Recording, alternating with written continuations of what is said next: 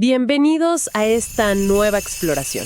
Hoy tenemos sobre la mesa una serie de textos que conectan dos mundos que a primera vista parecen, completamente distantes. Mundos muy lejanos, sí.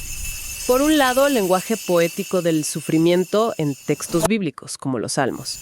Y por otro, los descubrimientos más recientes de la neurociencia. Exacto. Y la misión que nos plantean es fascinante. ¿Y si esas descripciones de dolor, de huesos que se consumen, no eran solo metáforas? ¿Y si estaban describiendo algo real? Justo. ¿Y si describían con una precisión asombrosa procesos biológicos que la ciencia apenas ahora empieza a explicar? Es un análisis increíble, porque los textos proponen algo que suena radical, que cuando la Biblia habla de esa tristeza que consume, no está exagerando. O sea, no es poesía. No solo, está describiendo lo que hoy la medicina llama carga alostática, que es básicamente el precio que el cuerpo paga por el estrés crónico. Vamos a desglosar esto porque la idea de que el dolor del alma es inevitablemente un dolor físico es muy potente. Y veremos que conceptos como el consuelo o el amor no son solo ideas espirituales. Tienen correlatos químicos, fisiológicos, muy concretos en nuestro cuerpo. Comencemos entonces por el diagnóstico, por cómo el cuerpo se rompe. Me llama la atención que los textos bíblicos, lejos de juzgar la tristeza, parece que la validan como una experiencia física, real. Totalmente. Citan, por ejemplo, el Salmo 31. Se han consumido de tristeza mis ojos, mi alma también y mi cuerpo, y mis huesos se han consumido.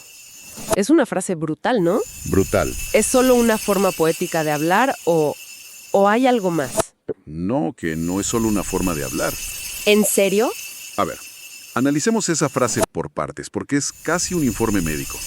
Empecemos por mis ojos se han consumido. Ok. Fisiológicamente esto tiene todo el sentido del mundo. Los textos que tenemos apuntan a dos procesos clave. El primero es la química del llanto. Que no es solo agua con sal, ¿verdad? Para nada. Las lágrimas que derramamos por emoción están cargadas de hormonas de estrés, como el cortisol. ¡Wow! Llorar de manera prolongada no solo deshidrata, sino que agota los electrolitos del cuerpo. Y eso causa una fatiga ocular real, una sensación de ardor, de desgaste, como si estuvieran literalmente gastados. Exacta. Pero mencionabas un segundo proceso. Exacto, y es neurológico. Bajo una angustia muy intensa, nuestro cerebro activa el modo de supervivencia. Claro, el modo lucha o huida. El mismo. Y una de las primeras cosas que hace para ahorrar energía es reducir el campo visual. Se conoce como visión de túnel. ¡Qué increíble! El cerebro, literalmente, deja de procesar la información de la periferia. La persona siente que su vista se oscurece o se consume, porque su mundo visual se ha encogido. Entendido. Eso es sorprendente. Pero vamos a la parte que suena, más dramática.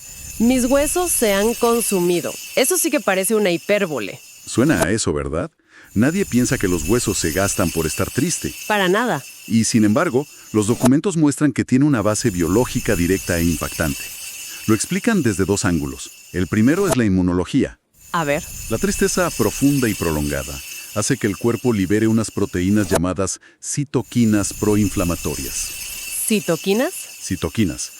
Imagínalas como pequeñas alarmas que le dicen al cuerpo, ataquen, hay un problema. Entiendo. El tema es que, con la tristeza crónica, esas alarmas no se apagan. Y el resultado es que el cuerpo entero se inflama por dentro. ¡Wow! Y esa inflamación sistémica genera dolores en las articulaciones, en los músculos, muy parecidos a los que sentimos con una gripe fuerte. Claro. Es esa sensación de que te duele todo el esqueleto, que no encuentras postura, como una gripe, pero sin el virus. Exacto. Una gripe emocional, por así decirlo. Pero el segundo ángulo es todavía más directo. ¿Aún más? Sí, y tiene que ver con la biología ósea. La hormona del estrés es el cortisol. Pues bien, el cortisol tiene un efecto muy específico. Bloquea la acción de los osteoblastos. Un momento. Los osteoblastos son como el equipo de construcción de los huesos, ¿no? Esa es la analogía perfecta. Son los albañiles del esqueleto. Reparan y construyen hueso nuevo constantemente. Ok. Y el cortisol, la hormona del estrés, llega a la obra y les grita: ¡paren todo! ¡Tenemos una emergencia! Y la construcción se detiene por completo. Por completo. Si la angustia es crónica, el cuerpo está inundado de cortisol y la reparación ósea se frena en seco. Incluso se puede empezar a perder densidad. Entonces, lo que parecía poesía pura es en realidad un informe biológico. Así parece. Es alucinante. Y el dolor no se quiere ahí, ¿verdad? Los textos hablan de algo aún más visceral, algo en el pecho. Mencionan el Salmo 73. En mi corazón sentía punzadas. Y de nuevo, la ciencia actual nos da el porqué de esas punzadas. Lo primero es un fenómeno neurológico. A ver. Los estudios con neuroimagen muestran que la misma área del cerebro, la corteza cingulada anterior, se ilumina con la misma intensidad cuando nos quemamos la mano que cuando sufrimos un rechazo social. Espera, eso es clave. O sea que para el cerebro, la expresión me duele el alma no es una metáfora. Para nada. El dolor es real, punto. Es como si existiera un solo centro de alarmas para todo tipo de dolor. Precisamente. La corteza cingulada anterior es esa central de emergencias. No le importa si la llamada viene de una pierna rota o un corazón roto. La sirena que hace sonar es la misma. ¡Qué fuerte! Y eso es solo el principio. A nivel cardíaco, ocurre un fenómeno médico real llamado síndrome de Takotsubo. Ah, el famoso síndrome del corazón roto. El mismo. Una noticia devastadora puede provocar una descarga masiva de adrenalina, tan fuerte que literalmente aturde al músculo cardíaco. Lo paraliza. Y las microarterias que lo irrigan se contraen con violencia. Esos espasmos se sienten exactamente como punzadas. No es un infarto, pero se siente como tal. Terrible. Y supongo que hay más, porque cuando una siente esa angustia, todo el cuerpo se contrae, ¿no? Totalmente. Hay un tercer factor, la armadura muscular. Es un reflejo. Ante una amenaza emocional, tensamos los músculos del torso para proteger nuestros órganos. Claro. Los músculos intercostales, los que están entre las costillas, se aprietan y crean una especie de jaula dolorosa alrededor del corazón.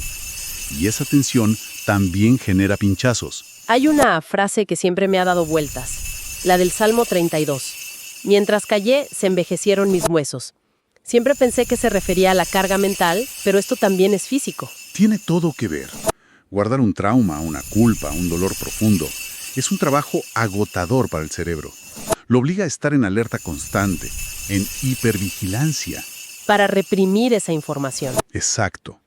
Y ese estado mantiene los niveles de cortisol por las nubes, y según los textos, aumenta la acidez del cuerpo. Y eso nos envejece. Acelera el envejecimiento celular. La sensación de rigidez, de sentirse viejo, es una consecuencia fisiológica directa de ese esfuerzo por callar algo. Por eso el alivio al hablarlo es tan físico, tan inmediato. Es como si te quitaran un peso de encima. Porque literalmente se libera esa tensión neuromuscular que te estaba envejeciendo. Increíble. Y para cerrar esta parte del diagnóstico, los textos mencionan una frase de Proverbios que es de una sabiduría psicológica brutal. Aún en la risa tendrá dolor el corazón. Uf, esa es tremenda. Disonancia emocional. ¿Disonancia emocional? Es cuando hay una incongruencia total entre lo que muestras por fuera y lo que sientes por dentro. Forzar una sonrisa mientras tu sistema límbico, tu centro emocional, está gritando de dolor. Crea un cortocircuito. Exacto. Es una de las actividades que más energía cerebral consume. Por eso fingir estar bien es tan agotador. Y me imagino que esa risa forzada no tiene ninguno de los beneficios de la risa de verdad. Ninguno. Esa risa nerviosa no libera el cóctel de hormonas de la felicidad, como las endorfinas. No sana. No sana. Es solo una válvula de escape para la tensión. Por eso cuando la risa para, el dolor de fondo sigue ahí, intacto. Porque la química de la tristeza nunca se resolvió, solo se disfrazó. Ok, ya vimos cómo nos rompemos. El cuerpo se inflama, los huesos se detienen, el corazón sufre. Es un panorama desolador. ¿Lo es? Pero los textos argumentan que, así como el cuerpo está diseñado para desgastarse, también lo está para repararse. Y Proverbios 17 da una pista. Un corazón alegre es la mejor medicina. ¿Cómo funciona esa medicina en el cuerpo? Se activa un proceso que es la imagen especular del estrés. Los científicos lo llaman la respuesta de relajación. ¿El cambio de switch? Es el momento en el que el cuerpo cambia del modo supervivencia al modo reparación. Y el director de orquesta de este cambio es el nervio vago. Que es como una superautopista de información entre el cerebro y los órganos, ¿no? La mejor definición. Cuando sentimos calma, consuelo, el nervio vago se activa y actúa como un gran freno de mano para el sistema de estrés. ¿Frena todo? Envía señales de calma a todo el cuerpo. Baja la presión arterial, el ritmo cardíaco se ralentiza. Es la sensación física de que el peligro ya pasó. Y una vez que suena esa señal de todo tranquilo, el cuerpo puede dedicarse a las reparaciones. Exactamente. Y entonces se abre lo que los textos llaman la farmacia interna. El cerebro empieza a liberar un cóctel de neuroquímicos increíble. ¿Cómo cuáles? Por un lado, la oxitocina, la hormona del abrazo, que ayuda a reparar el daño celular en el corazón causado por el cortisol. Y por otro, las endorfinas, que son nuestros analgésicos naturales. Ah, Son las responsables de esa sensación de paz que sentimos a veces después de un buen llanto, cuando ya pasó la tormenta. entiendo. ¿Y qué pasa con los huesos que se estaban consumiendo? Los albañiles vuelven al trabajo. Los albañiles vuelven al trabajo con sus cascos y sus herramientas. Menos mal. En cuanto bajan los niveles de cortisol, los osteoblastos reciben la señal de vía libre y se reactivan. El cuerpo vuelve a su ciclo normal de mantenimiento y el dolor articular empieza a desaparecer. El proceso se revierte. Se revierte. Y hay un último detalle maravilloso que mencionan: el suspiro fisiológico. ¿El suspiro? Sí, ese suspiro profundo, casi involuntario, que se nos escapa cuando sentimos un gran alivio. No es casual. ¿Qué es? Es un mecanismo para reabrir los alveolos, los saquitos de aire de los pulmones, que se colapsan con la respiración superficial de la angustia. Es, literalmente, el botón de reinicio del sistema respiratorio. Todo el sistema se resetea. Y esto nos lleva a la pieza final, que es quizás la más reveladora. Los textos conectan una frase de 1 Juan, el perfecto amor echa fuera el temor, directamente con la neurobiología. Aquí es donde la poesía se encuentra de frente con la bioquímica. Lo que esa frase describe es un conflicto hormonal directo. ¿Un conflicto? Sí. El temor y el amor, a nivel químico, son en gran medida incompatibles. No pueden dominar el cuerpo al mismo tiempo. O sea que en nuestro torrente sanguíneo hay una lucha de poder. Una auténtica lucha de poder. Por un lado, tienes al equipo del miedo, liderado por el cortisol, que pone al cuerpo en modo supervivencia.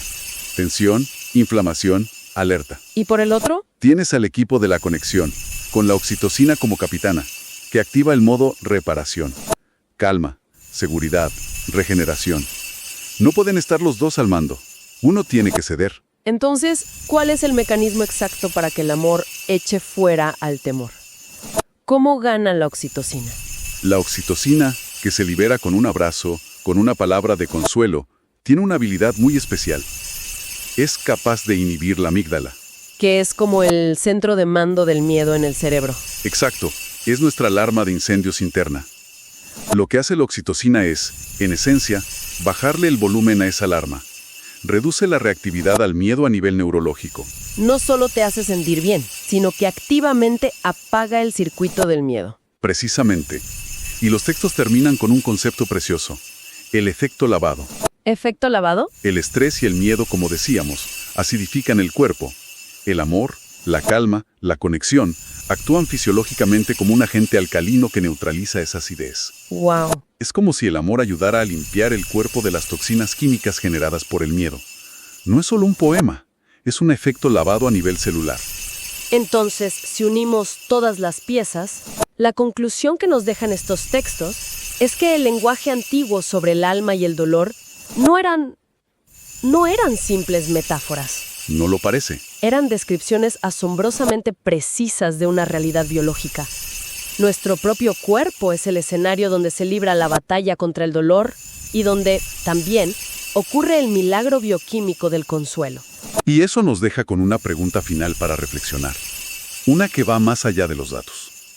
A ver. Si nuestros estados emocionales, nuestros estados espirituales, tienen consecuencias físicas tan profundas y medibles, desde la densidad de nuestros huesos hasta cómo late nuestro corazón, ¿qué implica eso sobre cómo deberíamos cuidar nuestra vida interior?